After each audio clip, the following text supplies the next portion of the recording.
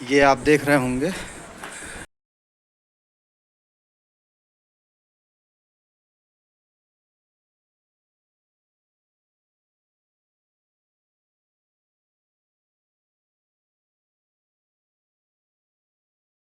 जो कश्मीर की जो बकरियां होती हैं उसकी वो याद दिला रही है। काफ़ी प्रभाव जम्मू के इस क्षेत्र पर कश्मीर का परिलक्षित होता है। प्राकृतिक आभा और जानवरों की जो वैरायटी है उसके लिहाज से इस थकाऊ किंतु आकर्षक और रोमांचकारी यात्रा के बाद केवल 50 सीढ़ियाँ बाकी हैं। अब हम लोग शिवखोरी मंदिर की ओर मुख्य भवन परिसर की ओर बढ़ने जा रहे हैं। अगले 20-30 सेकंड में हम लोग उस ओर बढ़ना शुरू कर देंगे। यहाँ की प्राकृतिक छटा आप देखिए, अद्भुत है। आखिरी की 50 सीढ़ियाँ शिवखोरी की तरफ बढ़ती हुई। देखिए हमारी टोली के सब सदस्य आ गए हैं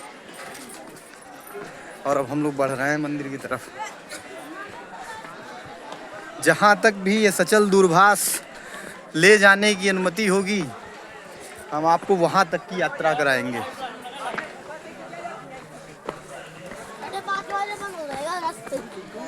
देखिए ये सीढ़ियाँ हैं, लिखा तो 50 गया है, आगे देखते हैं। बोलिए भोले बाबा की। यहाँ से आपके दूरभाष जमा हो जाएंगे, लैपटॉप सभी डिजिटल यंत्र जमा हो जाएंगे, बैग जमा हो जाएगा और आपको अकेले चढ़ना पड़ेगा, ऊपर मंदिर की तरफ जाना पड़ेगा। ये लाइन यहीं से लगेगी। प्रसाद की अंतिम दुकान है, यहाँ से प्रसाद खरीदकर फिर शिवखोरी की तरफ मंदिर की तरफ बढ़ना होगा। थी आपके पास। तो अब हम मोबाइल जमा कराकर आगे की तरफ बढ़ेंगे। आप सबको जय भोले।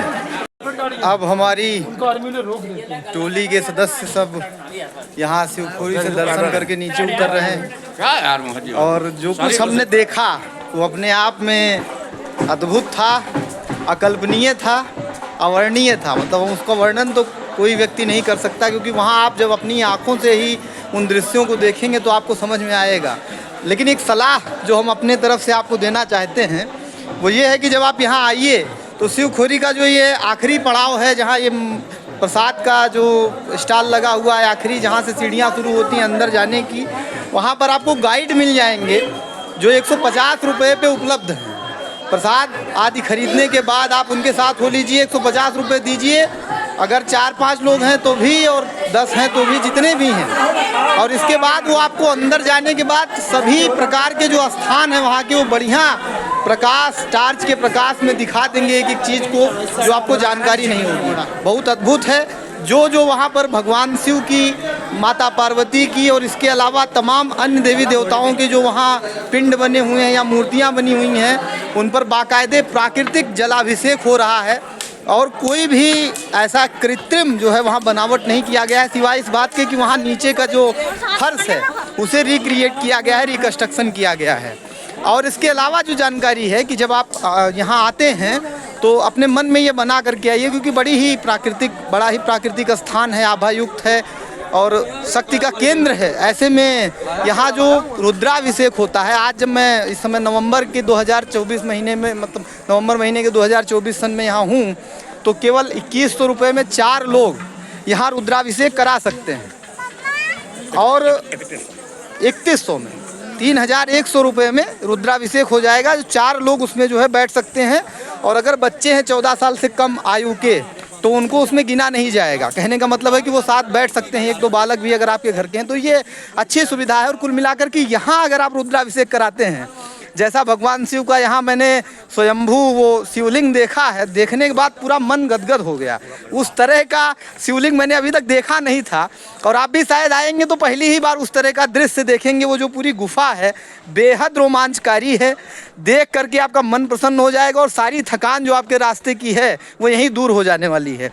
तो इस दृष्टिकोण से आपका यहाँ आना, मुझे लगता है कि जब कभी आप माँ भगवती वैष्णो देवी के दर्शन करने आइए तो आप शिवखोरी ज़रूर आइए, ये आपके लिए बेहद ज़रूरी हो जाता है। एक और बात जो आपको महत्वपूर्ण बतानी है, यहाँ मंदिर में जो तथ्यात्मक दृष्टिकोण से आपको जो आकर्षित करेगा कि आप आइए, उसमें ये है कि अमरनाथ महादेव को जो रास्ता जाता है, ऐसा प्रचलन है, किंवदंती है, यहाँ पर ये प्रचलित है, या इसे कह सकते हैं कि ये लोक कथा वर्णित है और वहीं पर बना हुआ भी है। वहाँ जो गाइड है उसने हम लोगों को दिखाया कि एक मार्ग जो है वो जा रहा है अमरनाथ की तरफ, उसे अमरनाथ गुफा मार्ग दिखाया गया है। दूसरा एक जो है स्वर्ग की ओर जा रहा है मार्ग, उसको उसने दिखाया कि यहाँ से जो 5 पांडव हैं वो यहीं से चढ़ करके स्वर्ग की ओर गए हुए थे। तो बाकायदे वो स्पेस दिखाई पड़ता है और दूसरी साइड में वो जो दूसरा स्पेस बना हुआ है कि जो अमरनाथ की तरफ गया हुआ है। तो उन्होंने ये बताया कि जब वो अमर कथा सुना रहे थे माता पार्वती को भगवान शंकर, तो इसी रास्ते से वो यहाँ जंगल से निकल करके गए थे। आप ये जानते हैं कि वो कथा सुनाने से पहले उन्होंने ये सिक्योर किया कि कोई ऐसा प्राणी आसपास न हो जो इसे सुने, क्योंकि तब के समय में उनके मुख से जो उस कथा को सुनता वो अमर हो जाता। और ये सृष्टि के विधान के विपरीत है कि ईश्वर के अतिरिक्त और कोई अमर हो जाए। तो उन्होंने उसे बचाने के लिए अपना डमरू बजाया कि जितने भी यहाँ पशु पक्षी हों, और ख़ासकर जब आप यहाँ आएंगे तो आपको लगेगा भी कि यहाँ उस समय उस दौर में, आज भी जनसंख्या का घनत्व तो यहाँ बहुत कम है, उस दौर में तो बहुत कम पशु पक्षी और मनुष्य यहाँ रहते होंगे। उन्होंने डमरू बजाया कि जो हों वो चले जाएं। तो उनमें वही कबूतर और कबूतरी का एक जोड़ा जो उनके साथ उड़ गया था बाद में, जिससे सुखदेव महाराज का जन्म हुआ। ये कथा आपने सुनी होगी भागवत में। तो वहीं से वो निकल करके उस साइड में गए थे और दूसरी तरफ ये स्वर्ग को जाने वाली जो मतलब जो मार्ग है या सीढ़ी है उसको हम कह सकते हैं, वो भी आपको यहाँ पर दर्शन होंगे। तो कुल मिलाकर जब भी आप, मैं दोबारा ये इंसिस्ट कर रहा हूँ आपको कि जब भी आपका यहाँ जम्मू आना हो, कटरा आइए, माता वैष्णो देवी के दर्शन कीजिए और एक दिन निकालिए आराम से और सुबह जल्दी पहुँचिए और फिर आइए आप यहाँ जो है इसके शिवखोरी की जो भगवान महादेव की जो गुफा है उसमें उनके दर्शन करके पुण्य के भागी बनिए। जय भोले। मंदिर से जब आप थोड़ा नीचे उतर आएंगे, ये जो परिक्षेत्र आपको दिखाई पड़ रहा है ये खास करके, है ना, इसमें बड़ी सावधानी आपको बरतनी है, खासकर बंदरों के लिहाज से। हाँ, बजरंगबली के जो गण हैं वो सब यहाँ जगह जगह पहरा दे रहे हैं और तुरंत आपका जो प्रसाद है वो आपके हाथ से लेकर के भाग जाएंगे। तो महत्वपूर्ण ये नहीं है कि वो आपका प्रसाद लेकर के जाएंगे। अब आप दर्शन करके लौट रहे हैं, आपके हाथ से वो प्रसाद लेकर के चले गए तो फिर आप घर क्या ले जाएंगे। दूसरा कि उसी में अगर फ़ोटो आदि आपने कुछ ख़रीदी है तो उसको भी आप स्वाहा मानिए, आपके हाथ से वो लेकर के चले जाएंगे। तो यहाँ अगर आप कुछ देखना चाहते हैं तो बाकायदा अपने जो है प्रसाद या जो थैला आपने लिया हुआ है उसमें चाहे फ़ोटो या कुछ भी है उसको अच्छी तरह सुरक्षित करने के बाद ही। बड़ी ऊंची ऊंची यहाँ पहाड़ियाँ हैं, दर्शनीय है बेहद, लेकिन इसका आनंद सुरक्षित तरीके से बंदरों से सावधान रह कर के ही लिया जा सकता है।